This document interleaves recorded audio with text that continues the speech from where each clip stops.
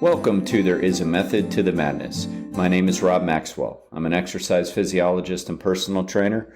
I'm the owner of Maxwell's fitness programs, and I've been in business since 1994.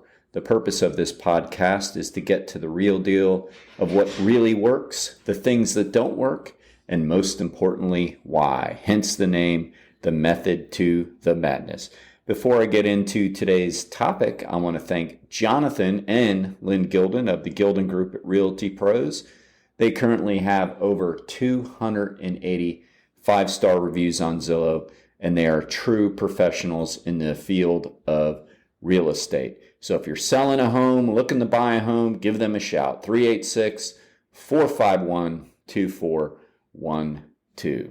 I like to cover a lot of topics on this podcast that are useful to all of us, useful to making us more fit, and things I study because I'm interested in, of course, getting more fit myself. I've always said that to be an effective personal trainer, you already have to have worked on yourself, and I think that's true in all industries, and that's probably why we get into the things that we get into career-wise. So today I'm going to talk about the mind-muscle connection.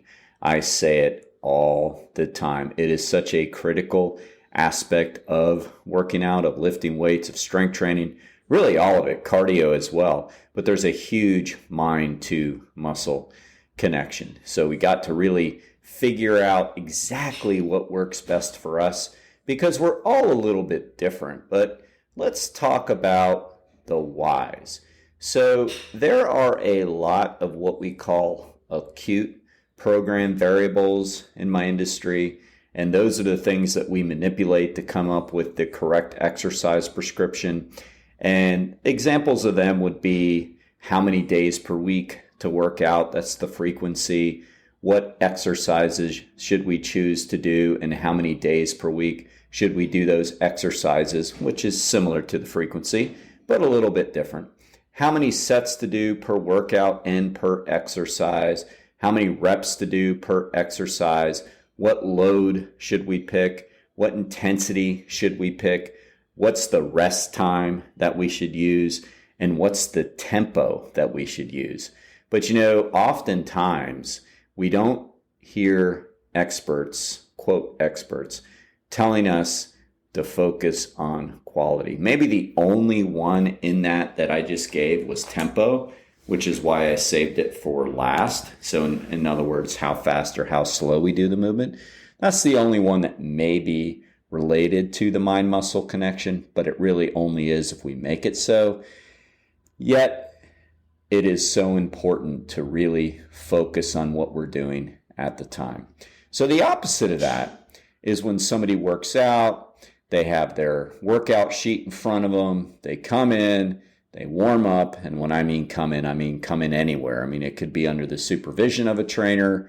It could be when they work out by themselves. It could be work out when they're with their friends. I mean, it could be any of those things. So when they come in, they basically have their to-do list that they're going to get accomplished. And it's not that different from when somebody gets out their to-do list in the morning and says, I have to go to the post office. I have to go do some Christmas shopping. I have to make sure I have the groceries for Christmas or Hanukkah.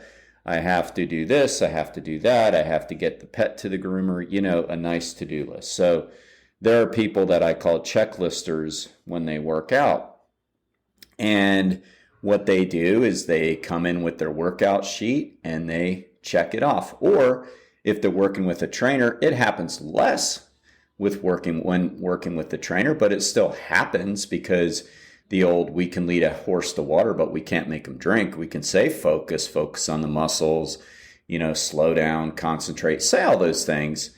But how do you actually make somebody do it? You have to convince them that it's important.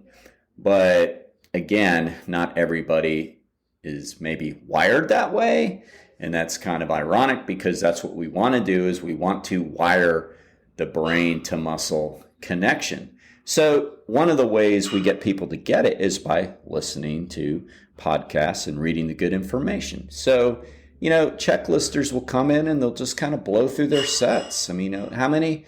15. Okay, they knock out 15 and, There are some people, I wonder if they even thought about the repetition one time, or if their brain was totally on that other to-do list they have to do. And in a way, that's sad, because like it's a perfect time to meditate. There's all these things that we're told we should be doing by health and fitness gurus and by self-help gurus, and they always say meditation. And I'm often like, okay, I'm not against meditation or medication. I'm not against either, but I'm not against meditation at all. But why are people like meditating, and then if they're just doing everything else they do all day mindless? To me, that's kind of like, I don't know, like a major contradiction. It's almost like, so I'm going to work out because I drank 4 beers. It's like, well, what if you meditate and everything you do, you be mindful, including driving? So I guess what I'm trying to say is working out could be a great way to meditate if you really remain mindful. Like if you think about every repetition, the form and how it feels, you're not only getting a great physical workout, you're getting a great mental workout as well. That's one major reason to do it, because I think we need to put our distractions down. There are some people that literally won't stay off their phones when they're working out, and it's bad enough when people are filming themselves constantly in the gym, in a public gym where other people are trying to work out. I don't agree with that at all. But they're also just like checking texts or voicemails or, dings. And it's like, can't you give yourself some time? The answer is yes. Why won't they? I don't know. But I can only tell you what the research says. And the research says that a mindful workout is more productive than a mindless workout. All right. So let me give you one little fact, or I should say answer to the data. Research shows that you will get 50% more of muscle activation if you're focused on the muscle. 50%. That's huge. I'm not surprised by that. To me, that's pretty obvious. Have you ever read a book and blown through a page and not know what you read?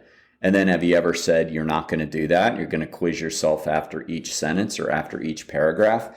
And the difference in what you actually retained is like night and day. So why would we be surprised at all that we get a 50% return on that than if we just kind of blew through the sets? I'm not surprised at all. I can go back to following some of the great bodybuilders of the 70s and 80s.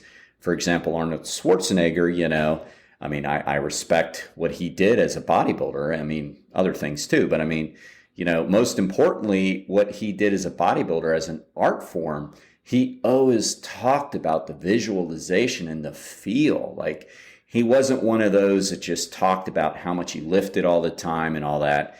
It was more about his focus and his visualization. And I always really respected that.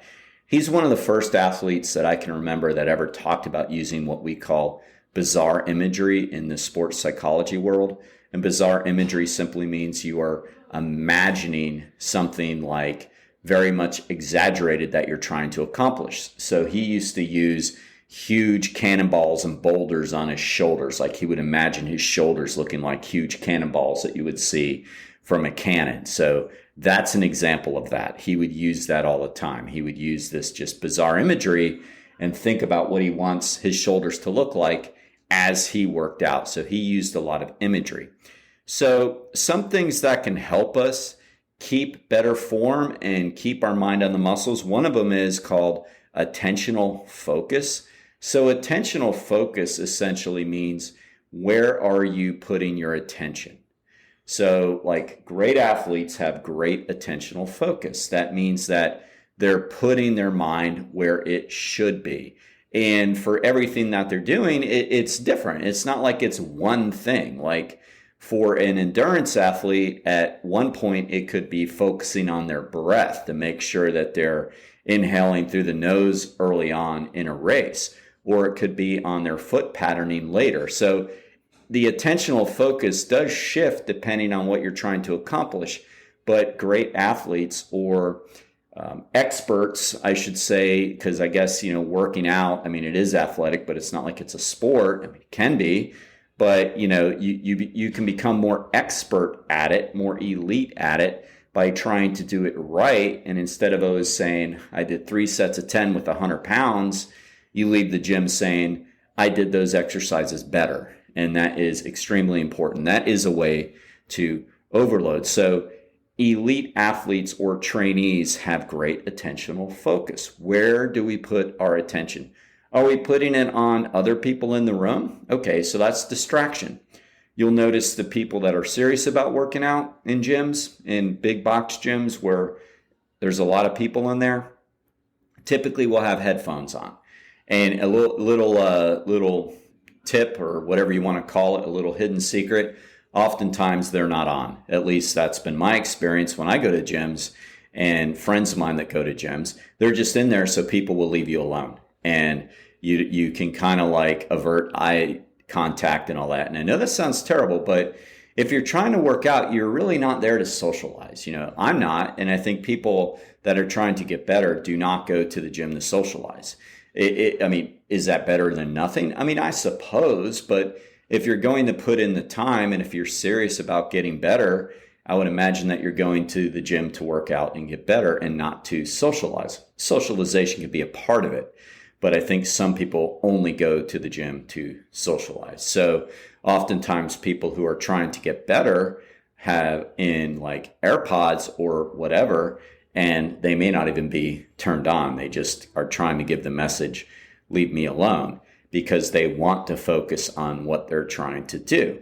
So when we go to the gym and we're looking for our attentional focus, here are some things I want you to consider. Number one, always think about your form. That is one place to put your attention. Put the attention on your form. I always tell people to go through a little checklist, start from the bottom and go to the top. Are your feet in the right position on a squat or whatever, or even upper body? Do you have your feet centered underneath you? Don't just sloppily grab weights, even if you're doing upper body, and whatever position you're in, stand and do them. I mean, to me, that's like lack of attentional focus. So make sure that you're actually standing straight up with your feet underneath you, that your core is engaged, and you're doing your little preset checklist of, are you focused? Is your core engaged? Is your chest up? Do you have a soft knee bend? Is your feet pointed straight forward? So do that first and really put your attention on the form. That's first. Next, really put your attention on what you feel in the muscle. Oftentimes, I'll literally poke at somebody's tricep or their bicep or their deltoid or whatever, so they get the idea. Put your mind there, because if you focus on where you're supposed to feel it, like literally take your mind and put it where you want the feeling to be. It works. Put your attention there. Try to focus on that the whole way through. And then finally, something that will help you with attentional focus is the squeeze at the end of each movement. That will kind of like wake you up out of your daydream. If you're daydreaming, like when you get to the top of a bicep, for example, squeeze your bicep muscles like you're making a muscle on stage. Squeeze them as hard as you can at the top. That'll help you get the focus there. And then when you lower the resistance, stay in control. Stay mindful the entire time. If you're doing abdominal crunches even, which is a fairly simple and easy exercise. And by the way, the easier exercises are oftentimes easier to brain drift on. So we want to be more aware of that and try to stop that in its tracks. But when you get to the top of a crunch, squeeze your abdominals as tight as you can. Use attentional focus. Use some bizarre imagery. Imagine those muscles being super, super, super tight and looking the way you want them to look, and then relax and do the eccentric portion. So these are tips and tricks that really, really work. And again, there's a neurological component. It's called the neuromuscular system for a reason, not just the muscular system, the neuromuscular system. The brain has to activate the muscles, and the muscles give a feedback loop back to the brain. So it's a neuromuscular connection for a reason. We have to put our brain where we want to feel it. So we have to put our attention where we want to feel it. Okay? Squeeze those muscles and remember, mind to body works great. All right? Give yourself a break when you go to the gym. You don't have to be so preoccupied. Try to turn off all that noise in your brain and use it as a time to really exercise. All right. So now, thank you, Overhead Door of Daytona Beach. They are the best in the garage door industry. They are statewide, and we are fortunate enough to have a local branch here in Daytona owned by Jeff and Zach Hawk. So if you need any help with garage doors or their service, please check them out at overheaddordaytona.com.